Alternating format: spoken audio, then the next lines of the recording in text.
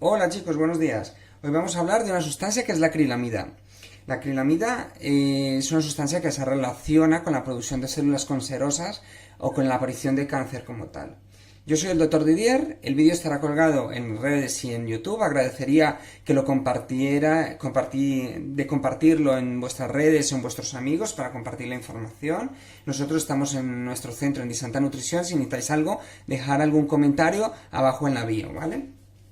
Bueno, la acrilamida es una sustancia química que tiene una parte de un origen carbonado, ¿no? De un origen de hidrato de carbono y otra parte de origen proteico, vamos a decirlo de esta manera, ¿no?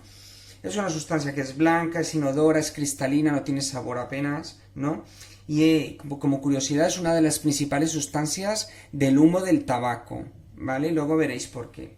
Bueno, esta sustancia, los organismos mundiales la han categorizado como probablemente cancerígena, ¿vale? Hay bastantes estudios en ratas, en animales y algunos en humanos, donde se ha relacionado el alto consumo de esta sustancia con la producción de cáncer, ¿no? Como mucho aumenta estadísticamente se aumenta la probabilidad de desarrollar células cancerígenas, ¿vale? Además, diferentes tipos de células cancerígenas. No se ubica en un tipo de cáncer concreto, pero sí con el desarrollo de esta, o sea, con nuestras células que se desarrollen en esas vías cancerígenas, ¿no? Bueno, ¿cómo se produce la acrilamida? ¿Qué es lo que tenemos que evitar o cómo podemos hacer para disminuir esa producción de esta sustancia, ¿no? La acrilamida se produce a temperaturas altas, ¿vale? Temperaturas altas. Concretamente se produce cuando los alimentos se someten a más de 120 grados centígrados, ¿vale? Sobre todo alimentos que son de origen principalmente ricos en carbohidratos, ¿vale? Estos alimentos que son ricos en carbohidratos, cuando se someten a temperaturas altas, se produce unas reacciones, que esta reacción, el someter el hidrato de carbono a una temperatura alta, se produce una reacción que nosotros llamamos reacción de Maillard, ¿vale? Que esto lo habréis escuchado alguna vez. La reacción de Maillard genera aquel sabor a la brasa, ¿no? A ese sabor a humo que genera el someter los alimentos a altas temperaturas. Por medio de esta reacción es cuando se produce la acrilamida, ¿vale? Muy bien. Bueno, hay unos, pues como he comentado antes, entonces la acrilamida, sometemos a un alimento rico en carbohidratos, con que todos los alimentos tienen partes de proteínas, ¿vale? Y si sometemos esto a alta temperatura, pues es cuando se produce la acrilamida. Pero todos los alimentos son susceptibles de ello. Pues sí, todos los alimentos son susceptibles a ello, ¿no? Pero hay algunos alimentos que lo son más, sobre todo los que son feculentos, ¿vale? Los que son ricos en féculas, en farinasis, ¿no?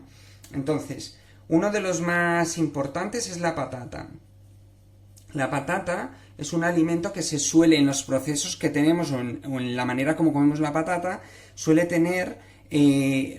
suele someter a muy alta temperatura, mucho más que 120, sobre todo las tipo chips.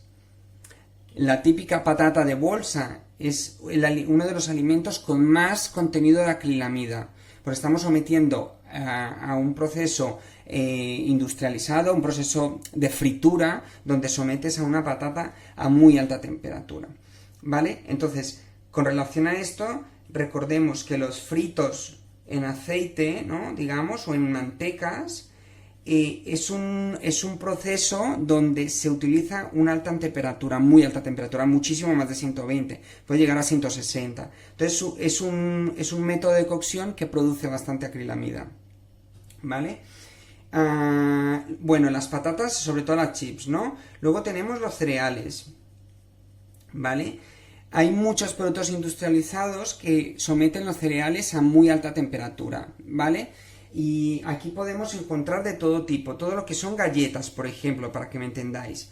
Las galletas son harinas, farinases que se someten a una temperatura alta de horno, ¿no? Entonces, el horneado, según el tipo... En casa sometemos a un horneado relativamente menos tiempo, porque esto hay que someter el alimento a alta temperatura, pero tiene que haber un tiempo, tiene que estar un tiempo importante, ¿no? Sometiéndolo. Entonces, el horneado, desde el punto de vista industrializado, la temperatura es mucho más alta, el tiempo de cocción a veces es más alto, ¿no? Entonces, los cereales tipo galleta es otro alimento que contiene grandes cantidades de acrilamida, ¿vale? Un alimento muy importante que se consume bastante en nuestro contexto es el pan, sobre todo los que son tostados, ¿vale? Sometemos este pan con una tostadora, por ejemplo, y entonces aparecen esos tonos, ¿no? de quemado por la superficie. Estos tonos de quemado deberíamos de intentar eliminarlos, rascarlos y no comerlo, ¿no? Porque es un alimento muy rico en acrilamida. Entonces es cuando aparece el tostar, ya sea en brasa o en una parrilla, ¿vale? También produce bastante acrilamida, ¿vale? Y en general todos los productos procesados generan bastante acrilamida, ¿vale? Bollería, etcétera, todo lo que son bollos, ¿vale? Que se someten a altas temperaturas de horno y frituras, ¿vale? Bueno, en nuestro contexto no sucede mucho, no pasa mucho si realmente tenemos pues un día que comemos algo con acrilamida. La cuestión principal es cuando comemos alimentos como las galletas o como el pan tostado cada día que contiene grandes cantidades de acrilamida, ¿vale? Así que hay que disminuir esto, variar bastante los alimentos y entonces de esa manera conseguirás que se disminuya la acrilamida en tu día a día, ¿vale? Bueno, cualquier duda nos lo ponéis en la bio y espero que os haya gustado el vídeo. Muchas gracias.